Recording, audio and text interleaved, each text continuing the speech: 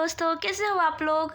और हाँ, आज हम फिर पढ़ने वाले हैं मोस्ट इम्पॉर्टेंट वीवीआई क्वेश्चंस, वो भी हिस्ट्री के। ठीक है, और हमारी आगे भी वीडियोस आती रहेंगी तो आप लोगों को देखना है। ठीक है, तो चलिए स्टार्ट करते हैं अपने पहले प्रश्न से। हमारा पहला प्रश्न क्या है, फ्रांस की क्रांति का प्रमुख कारण क्या था। जो फ्रांस में क्रांति हुआ था उसका प्रमुख कारण क्या था।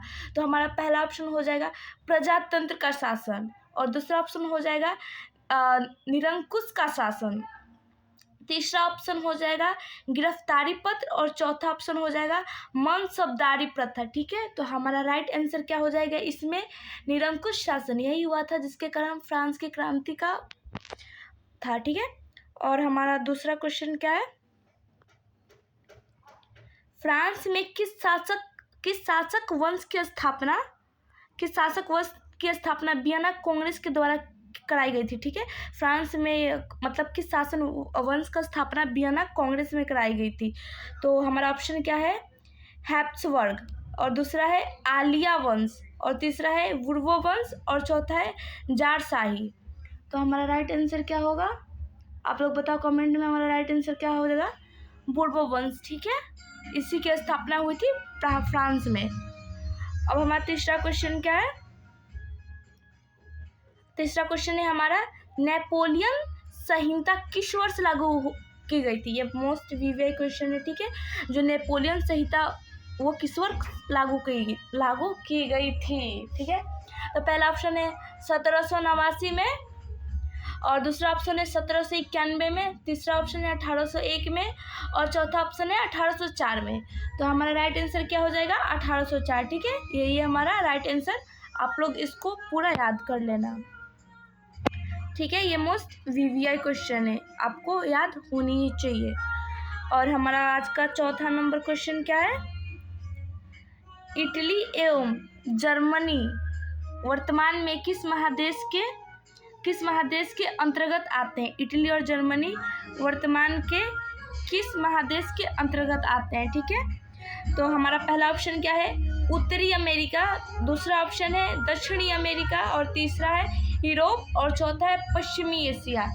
तो हमारा राइट आंसर क्या हो जाएगा, यूरोप हो जाएगा हमारा राइट आंसर। ठीक है, और हमारा आज का पांचवा क्वेश्चन क्या है, ये बहुत इंपॉर्टेंट क्वेश्चन है। ठीक है, ये एग्जाम्स में बहुत बार रिपीट होता है, तो ठीक है।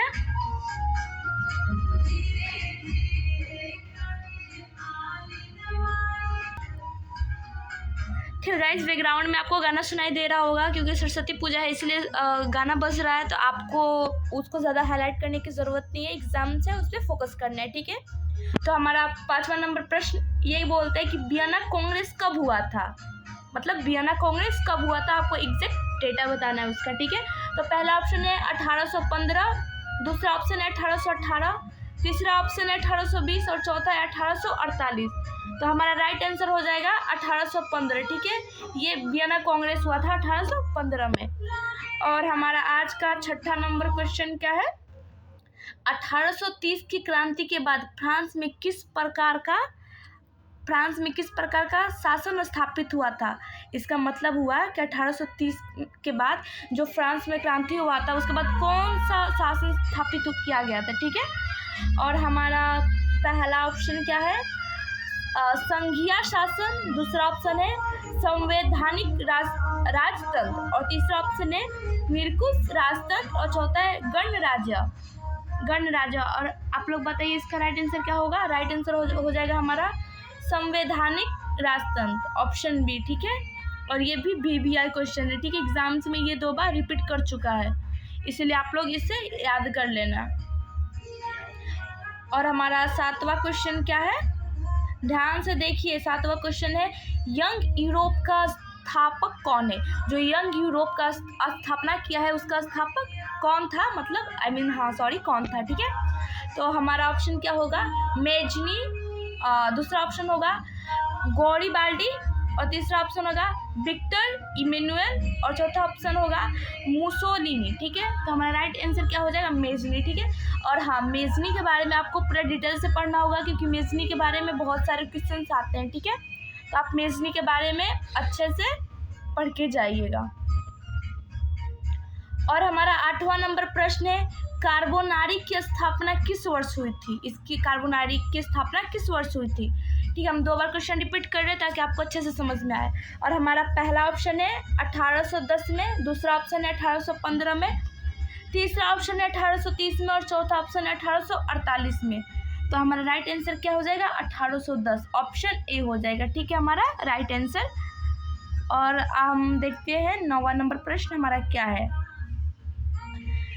गैरीबाल्डी पेशे से क्या था? देखिए ये क्वेश्चंस बहुत बार रिपीट किया है, आई मीन 10 बार से ज़्यादा ही रिपीट कर चुका होगा ये क्वेश्चन। ठीक है, तो इसका ऑप्शन देखते हैं, सिपाही, किसान, जमींदार और चौथा है नाविक। तो ये राइट आंसर इसका क्या हो जाएगा? नाविक, ऑप्शन घ। ठीक है, इसका राइट आंसर हो जाएगा। गैरीबाल्डी पेशे से क्या था?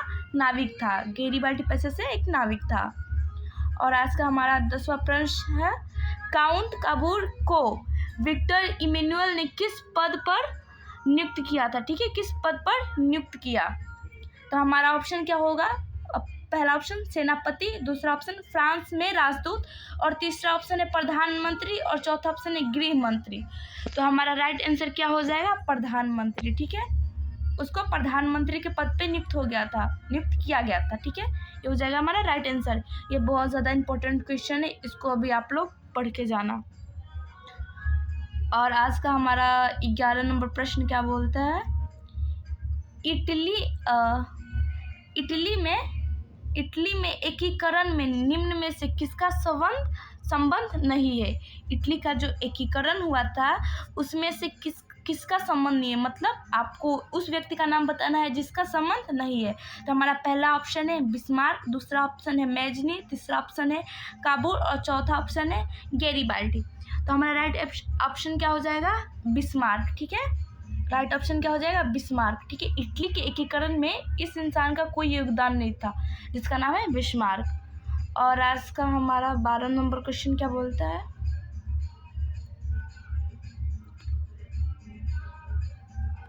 12 नंबर क्वेश्चन है हमारा, जर्मनी एवं इटली के एकीकरण के विरुद्ध निम्न में कौन था? ठीक है, जर्मनी और इटली में एकीकरण हुआ था, उसके विरुद्ध में कौन था? कौन सा देश था? ठीक है, पहला ऑप्शन है इंग्लैंड और दूसरा ऑप्शन है रूस और तीसरा ऑप्शन है ऑस्ट्रिया, चौथा ऑप्शन है प्रशा। तो हमारा राइट आंसर हो जाएगा ऑस्ट्रिया। ठीक है, ये भी याद कर लीजिएगा क्योंकि जर्मनी और इटली का एकीकरण पूछता है और उसके विरुद्ध में कौन था ये भी पूछता है, तो ऑस्ट्रिया आपका राइट आंसर हो जाएगा। और हमारा 13 नंबर प्रश्न क्या है, बिस्मार्क। ठीक है, ये तो मोस्ट वीवीआई है, आप इसको मोस्ट वीवीआई कर लो। ठीक है, बिस्मार्क क्या था? ठीक है, इसके जीवन काल के बारे में भी पूछते हैं एग्जाम्स के बारे में, तो आप उसे पढ़ लोगे तो अच्छे से याद हो जाएगा। तो हमारा पहला ऑप्शन है कवि और दूसरा ऑप्शन है नाटककार और तीसरा ऑप्शन है संगीतक और चौथा ऑप्शन है कूटनीतक। ठीक है, तो हमारा राइट आंसर क्या हो जाएगा? कूटनीतक, ऑप्शन घ। ठीक है, बिस्मार्क क्या था? कूटनीतक था। तो इसको मोस्ट वीवीआई कर लो। ठीक है, लिख लो, मैं वीवीआई क्वेश्चन बता रही हूँ आप लोगों को। और आज का हमारा 4था नंबर, भाई साहब ये भी है वीवीआई क्वेश्चन। ठीक है, क्योंकि मुझे को देख के ही पता लग रहा है। 14 नंबर क्वेश्चन है हमारा, हिगोल कौन था? ठीक है, हिगोल एग्जाम्स में बहुत बार रिपीट किया है, हिगोल कौन था? सॉरी, हिगेल है एक्चुअली, मिस्टेक हो गया, हिगेल कौन था? ठीक है, तो पहला ऑप्शन हो जाएगा जर्मन चांसलर है, जर्मन चांसलर और दूसरा ऑप्शन है राजनीतिक और तीसरा ऑप्शन है दार्शनिक और चौथा ऑप्शन है इनमें से कोई नहीं। तो हमारा राइट आंसर क्या हो जाएगा? दार्शनिक हो जाएगा हमारा राइट आंसर। और हमारा 15 नंबर क्वेश्चन क्या है, सन 1870 में फ्रांस और प्रशा के बीच युद्ध कहाँ हुआ था? फ्रांस और प्रशा के बीच युद्ध कहाँ हुआ था, वो भी सन 1870 में। तो पहला ऑप्शन है सेडान, दूसरा ऑप्शन है सेडोवा, तीसरा ऑप्शन है साइराइन, चौथा ऑप्शन है फ्रैंकफर्ट। तो हमारा आंसर क्या होगा? सेडान हो जाएगा हमारा राइट आंसर। ठीक है, ऑप्शन का मतलब वही एक।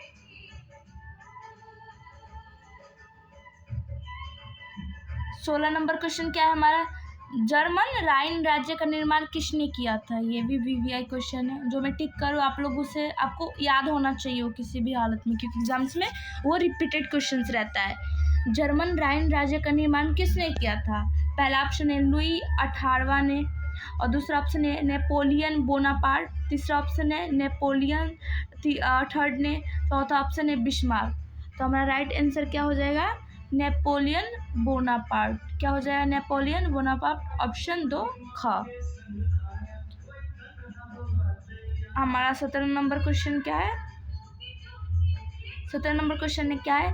रक्त एवं लौह की नीति का अवलंबन किसने किया था? अवलंबन किसने किया था? रक्त और लौह की नीति को किसने अवलंबन किया था? तो पहला ऑप्शन हो जाता है मेजनी, दूसरा ऑप्शन हो जाता है हिटलर, तीसरा ऑप्शन हो जाता है बिस्मार्क और चौथा ऑप्शन हो जाता है विलियम।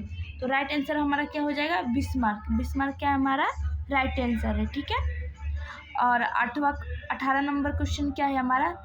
फ्रैंकफर्ट की संधि, भाई साहब ये बहुत ज़रूरी है, देखो मैं इसको भी वीवीआई कर रही हूँ क्योंकि रिपीटेड क्वेश्चन है, ठीक है। ये फ्रैंकफर्ट की संधि कब हुई थी? तो पहला ऑप्शन है 1864, दूसरा ऑप्शन है 1866, तीसरा ऑप्शन है 1970 और चौथा ऑप्शन है 1871, ठीक है। तो हमारा राइट आंसर क्या हो जाएगा? 1871, ठीक है। फ्रैंकफर्ट की संधि हुई थी। और हमारा 19 नंबर क्वेश्चन क्या है? सेडान युद्ध कब हुआ था? अभी मैं बताई थी ना सेडान को लेकर ये मोस्ट वीवीआई क्वेश्चन है, तो देखो यहाँ पे भी ये रिपीट हुआ है। सेडान युद्ध कब हुआ था? सेडान युद्ध हुआ था, पहला ऑप्शन 1871, दूसरा ऑप्शन 1870, तीसरा ऑप्शन 1848 और चौथा ऑप्शन 1815। तो हमारा राइट आंसर क्या हो जाएगा? 1870 में हुआ था, ठीक है, ऑप्शन ख, आई मीन 2। 1870 में क्या हुआ था? 1870 में हुआ था सेडान का युद्ध, याद होना चाहिए आप लोगों को। और आज का हमारा 20वां नंबर क्वेश्चन क्या है? जर्मनी के एकीकरण का प्रमुख वास्तुकार कौन था? जो जर्मनी का एकीकरण हुआ था उसमें प्रमुख वास्तुकार कौन था? तो पहला ऑप्शन है मेजनी, दूसरा ऑप्शन है गेरिबाल्डी और तीसरा ऑप्शन है लेनिन, चौथा ऑप्शन है बिस्मार्क, ठीक है। तो हमारा राइट आंसर क्या हो जाएगा? बिस्मार्क, ऑप्शन 4, ठीक है, बिस्मार्क। और हमारा 21 नंबर क्वेश्चन क्या है? 1871 में कौन सी संधि हुई थी? देखो संधि याद करना बहुत ज़रूरी है, ये भी रिपीटेड क्वेश्चन है जो आपके एग्जाम्स में रिपीट हो चुके हैं, ठीक है। तो ऑप्शन ए है फ्रैंकफर्ट की संधि, ऑप्शन 2 पेरिस की संधि, ऑप्शन 3 वियना कांग्रेस, ऑप्शन 4 इनमें से कोई नहीं, ठीक है। तो राइट आंसर क्या हो जाएगा हमारा? फ्रैंकफर्ट की संधि, ऑप्शन ए हो जाएगा हमारा राइट आंसर, ठीक है। और ऑप्शन ए तो हमारा राइट आंसर है। और हम 22 नंबर क्वेश्चन देखते हैं। 22 नंबर क्वेश्चन है हमारा, जर्मनी के एकीकरण के लिए कौन उत्तरदायी था? जो जर्मनी में एकीकरण हुआ था उसके लिए कौन उत्तरदायी था? तो पहला ऑप्शन क्या है हमारा? काउंट काबूल, और सेकंड ऑप्शन क्या है? बिस्मार्क, और थर्ड ऑप्शन क्या है? गेरिबाल्डी, और चौथा ऑप्शन क्या है? मेजनी। तो हमारा राइट आंसर क्या हो जाएगा? बिस्मार्क। अभी बताए थे ना आपको बिस्मार्क के बारे में पढ़कर जाना है। देखो बिस्मार्क से कितने ज़्यादा क्वेश्चन आ रहे हैं, वो भी प्रीवियस ईयर के, तो आप इसको वीवीआई कर लो। और हमारा 23 नंबर क्वेश्चन क्या है? 23 नंबर क्वेश्चन पे चलते हैं। यूरोप का मरीज किसे कहा जाता है? देखो ये इम्पोर्टेंट क्वेश्चन है, यूरोप का मरीज। तो इसको भाई वीवीआई करो आप, क्योंकि ये मोस्ट इम्पोर्टेंट क्वेश्चन है। हो सकता है ये इस बार आए, क्योंकि 2 साल से नहीं आया हुआ है, बट ये रिपीटेड क्वेश्चन है। यूरोप का मरीज किसे कहा जाता है? तो ऑप्शन ए है तुर्की, ऑप्शन बी है इटली, और ऑप्शन 3 है इंग्लैंड, ऑप्शन 4 है फ्रांस। तो हमारा राइट आंसर क्या हो जाएगा? तुर्की। तुर्की हमारा राइट आंसर हो जाएगा। तो याद होना चाहिए ऑप्शन ए, यूरोप का मरीज किसे कहा जाता है? तुर्की को कहा जाता है। और 24 नंबर हमारा क्वेश्चन क्या है? यूरोप वासियों के लिए किस देश का साहित्य एवं विज्ञान प्रेरणा का स्रोत है? ठीक है, यूरोप के लिए किस देश का साहित्य एवं विज्ञान प्रेरणा का स्रोत है? ठीक है, तो हम देखते हैं ऑप्शन क्या क्या है। ऑप्शन ए है जर्मनी, ऑप्शन बी है यूनान, ऑप्शन 3 है तुर्की, ऑप्शन 4 है इंग्लैंड। ठीक है, तो हमारा राइट आंसर क्या हो जाएगा? हमारा राइट आंसर क्या हो जाएगा? यूनान, ऑप्शन बी। ऑप्शन बी हो जाएगा हमारा राइट आंसर। ठीक है,